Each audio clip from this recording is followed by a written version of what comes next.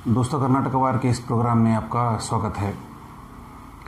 जिस तरह से पूरे देश में कोरोना के मामले बढ़ रहे हैं, कुछ सवाल हैं जो आम लोग कई जगह बाहर घूमने जाओ तो पूछते हैं। शायद आपके दिमाग में भी ये सवाल आ रहे होंगे कि जैसे जैसे ये हिंदुस्तान में कोरोना के मामले बेहद बढ़ते जा रहे हैं, जैसे हम देख रहे हैं 50-50 हज़ार एक दिन का केस आ रहे टोटल हिंदुस्तान के। जो दिन का जो भी हमें रिज़ल्ट आ रहा है पॉजिटिव केसेस का, वो करीब 50-50 हज़ार के आसपास आ रहे हैं। कर्नाटक में तो 5,000 का आंकड़ा पार हो रहा है।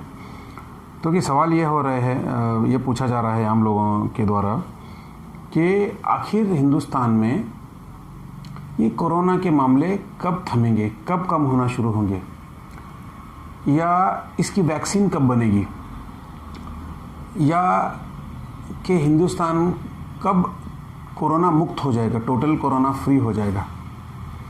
ये सवाल आम लोगों के दिमाग में हैं। हो सकता है कि आपके भी दिमाग में कई बार ये दिमाग में सवाल आए होंगे कि आखिर हिंदुस्तान में जो केस बढ़ रहे हैं कोरोना के, ये कब कम होंगे और कितना अरसा इसको लगेगा, कितना वक्त लगेगा, क्या हमें और बरसों बरसों इसी तरह रहना पड़ेगा, क्या कभी इसे छुटकारा मिलेगा। अब इसके सवाल के अगर जवाब ढूंढने को जाओ तो अलग अलग एक्सपर्ट जो हैं इस कोरोना को डील करने वाले, उनका इसका अलग मत है। पहली बात, अगर ये पहला सवाल आपका है कि ये हिंदुस्तान में कब मामले कम होंगे, इसका तो स्पष्ट कोई जवाब नहीं है। किसी भी एक्सपर्ट को अगर आप पूछ के देख लें, या अगर आप इंटरनेट सर्च भी करते हैं तो आपको पता चलेगा कि जो एक्सपर्ट हैं, डॉक्टर्स हैं, वो कहीं भी कोई भी डॉक्टर ये स्पष्ट नहीं बोल रहा, क्लियरली नहीं बोल रहा कि ये आखिर कब हिंदुस्तान में मामले कम होना शुरू हो जाएंगे। हाँ, कुछ जो अब तक की रिसर्च हुई है उसके आधार पर अगर भारत को कंपेयर करें तो थोड़ा सा एक हल्का सा जवाब यहाँ मिलता है। अभी कंपैरिजन क्या है, अमेरिका और ब्राज़ील जैसे देशों को छोड़ के, जहाँ मामले अभी भी वहाँ 40 से 50 हज़ार के आसपास और उससे भी ज़्यादा भी केस आ रहे हैं, इन दो देशों को छोड़ के अगर दूसरे यूरोपियन देशों को देखें तो वहाँ जो हमें एक चित्र मिलता है, एक ओवरऑल फिगर, वो ये कहता है कि इन यूरोपियन देशों में करीब 6 महीने के आसपास लगा ये जो कोरोना के मामले जो एकदम पीक पे जाके फिर उनका डाउनग्रेडिंग शुरू हुआ, कम होना शुरू हो गया, या जिसको हम कर्व फ्लैटनिंग बोलते हैं। ये कर्व फ्लैटनिंग शुरू हो गया करीब 6 महीने के बाद। अगर इसी को भारत के साथ कंपेयर करें तो फ़िलहाल हम देख रहे हैं करीब 4 महीने के आसपास हो गया, और पिछले 15-20 दिन से अगर हम कंपेयर करें तो भारत में जो कोरोना के मामले हैं वो बहुत तेज़ी से बढ़ रहे हैं। तो एक्सपर्ट का मानना है अगर यूरोप के देशों को हम कंपेयर करें तो उसके हिसाब से भारत में अगर कोरोना के मामले कम होना है और जो कर्व फ्लैटनिंग बोलते हैं अगर वो होनी है तो उनके हिसाब से, एक्सपर्ट के हिसाब से कम और 2 महीने लगेंगे। माने 2 महीने के बाद भारत में ये उम्मीद कर सकते हैं कि जो मामले तेज़ी से बढ़ रहे हैं उसमें कमी आनी शुरू हो सकती है। लेकिन ये कोई ज़रूरी भी नहीं है कि ऐसा ही हो, क्योंकि ये जस्ट कंपैरेटिव फिगर है यूरोप के देशों का और भारत का। लेकिन ये इस पर भी डिपेंड करता है क्योंकि कई सारे मामले इसके साथ और अलग जुड़ते हैं, जैसे कि टेस्टिंग कितनी हो रही है, यूरोप के देशों की पॉपुलेशन और भारत के देश की पॉपुलेशन वो कितनी है, और ये टेस्टिंग के रिज़ल्ट कितने दिन में आ रहे हैं। ये सारी चीज़ें डिपेंड करती हैं ओवरऑल जो नंबर बढ़ रहा है या वो कब कम होगा, ये सारी चीज़ें इस पर डिपेंड करती हैं। जो प्रिकॉशंस यूरोप के देशों में लिए गए हैं, जिस तरह से उनका लॉकडाउन हुआ है, जिस तरह से उनकी टेस्टिंग चल रही है, क्या हमारे यहाँ वो हो रहा है। तो ये सवाल पे डिपेंड करता है कि हमारे यहाँ भारत में ये कर्व फ्लैटनिंग कब से शुरू होगी। लेकिन एक थोड़ी उम्मीद तो कर सकते हैं, जैसे कि जिन डॉक्टर को मैं नाम ले रहा हूँ वो है एक CN मंजुनाथ हैं, जो डायरेक्टर हैं जयदेव हॉस्पिटल के, बेंगलोर के। काफ़ी नामी अस्पताल है और ये बहुत बड़े डॉक्टर हैं। और दूसरे सुदर्शन बल्लाल नाम के भी हैं, जो चीफ है मणिपाल हॉस्पिटल। ये भी एक बहुत नोटेड हॉस्पिटल है, मणिपाल ग्रुप। तो इनके जो चीफ है, जो इनके डॉक्टर्स जो काम करते हैं एक्सपर्ट, इनका ये मानना है कि उम्मीद है भारत में अगले 2 महीने में ये जो मामले बढ़ रहे हैं कोरोना के, वो थोड़ा सा कम होना शुरू हो सकते हैं। एक चीज़ है। और वो दूसरी सवाल ये बोल रहे हैं कि क्या वैक्सीन, ये एक बड़ा सवाल है कि क्या वैक्सीन बना है या बन रहा है या बनेगा तो कब बनेगा। अब इस पर भी कोई अब तक स्पष्ट कहीं से जवाब मिला नहीं है कि क्या वैक्सीन बना है कि नहीं, क्योंकि WHO के हिसाब से हो या दूसरे अगर देशों में जहां वैक्सीन के पर अभी जो रिसर्च चल रही है, ये कहते हैं कि कम से कम 2021 तक हमें इंतज़ार करना पड़ेगा। 2021 मतलब पूरा 2021 तक, या मिडिल ऑफ द 2021, जैसे कि मतलब मान लीजिए जनवरी, फरवरी, मार्च अगले साल तक हमें वैक्सीन मिल जाएगा, या 2021 के दिसंबर तक भी हमें इंतज़ार करना पड़ेगा वैक्सीन का, इसका भी कोई जवाब नहीं है।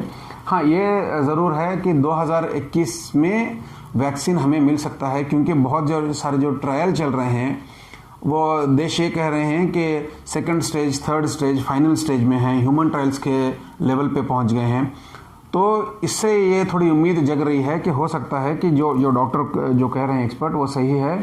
2021 के आसपास हमें इसका वैक्सीन मिल जाना चाहिए। अब फिर एक तीसरा सवाल होता है, आखिर कितने लोगों को ये इफ़ेक्ट करेगा भारत में, जहां हम लोग कहते हैं कि 130 से 135 करोड़ के आसपास की हमारी जो आबादी है, तो आखिर कितने लोगों को और ये इफ़ेक्ट करने वाला है। अब इसका भी कोई जवाब नहीं है, क्योंकि ये डिपेंड करता है हम कितनी टेस्टिंग कर रहे हैं, कितना हम सोशल डिस्टेंसिंग मेंटेन कर रहे हैं, ये जो सरकार ने जो गाइडलाइंस बनाया है उसको कितना हम लोग फॉलो कर रहे हैं, ये तो ये डिपेंड करेगा। लेकिन एक हर्ड इम्यूनिटी की बात जो हो रही है, जो डॉक्टर से कहते हैं हर्ड इम्यूनिटी, मतलब जिसमें जब कोरोना पूरी तरीके से फैल जाता है, तो उसमें ये होता है जो आम लोग इसके चपेट में जब आते हैं, तो कोई ज़रूरी नहीं है कि हर इंसान जिसको कोरोना हो उसकी जान चली जाए, या हर इंसान बिल्कुल सीरियस वेंटिलेटर पर तक उसको ले जाने की नौबत आए, ऐसा नहीं होता। जो मॉर्टेलिटी रेट बोलते हैं, मतलब जितने लोग इसमें कोरोना से मर सकते हैं ओवरऑल इफेक्ट होने के बाद, वो बोलते हैं 3.3% भी है ग्लोबल लेवल पे, मतलब 3.5% के आसपास है इसकी मॉर्टेलिटी रेट। मतलब जो इसमें कोविड पॉजिटिव होने के बाद जिनकी जान जा सकती है, जिनका ये परसेंटेज बताया जा रहा है। लेकिन भारत में भी अब ये माना जा रहा है कि दूसरे देशों के मुकाबले यहाँ मॉर्टेलिटी रेट कम है, रिकवरी रेट ज़्यादा है, मतलब लोग ज़्यादा ठीक हो रहे हैं, और जो लोग इस कोरोना की वजह से जान गंवा रहे हैं वो मॉर्टेलिटी रेट भी काफ़ी कम है। अमेरिका और ईरान जैसे देशों को, और इटली जैसे देशों को अगर हम कंपेयर करें तो ये अच्छी बात है।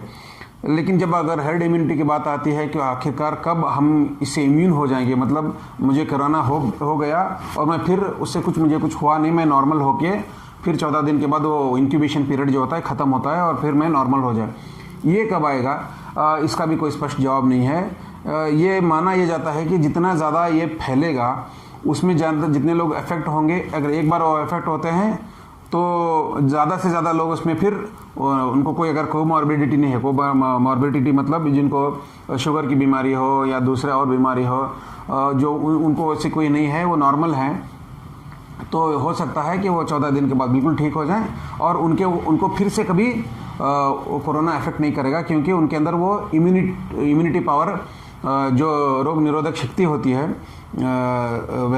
जो वायरस के खिलाफ लड़ने की ताकत, जो अंदरूनी ताकत होती है इंसान की, वो ऑटोमेटिक बढ़ जाती है। इससे वापस उनको कोरोना नहीं आता। इसलिए हम देखते हैं जो प्लाज्मा थेरेपी का जो बात चल रही है, उसका मतलब यही है कि जिसको पॉजिटिव हुआ था कोरोना और वो उससे ठीक हो गया, तो उसका प्लाज्मा लेके उस आदमी को दिया जा रहा है जो कोरोना से भी पीड़ित है, ग्रस्त है और उसकी हालत ज़्यादा ख़राब है।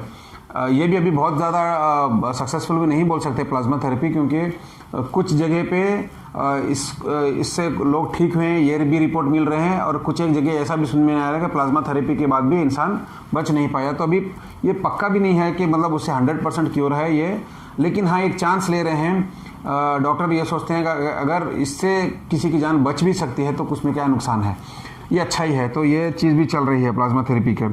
तो कुल मिला के ये बोल सकते हैं कि अभी हमें इंतज़ार करना है। अगर डॉक्टर की माने और कर्व फ्लैटनिंग हमारे यहाँ भारत में 2 महीने के बाद शुरू हो सकता है, तो ये उम्मीद कर सकते हैं कि अच्छी बात है। 2 महीने के बाद तो कम से कम जो ये केस बिल्कुल तेज़ी से बढ़ रहे हैं वो कम होना शुरू हो सकते हैं। लेकिन उसके लिए फिर वही इम्पॉर्टेंट यह है कि हमें सावधानी बरतनी है।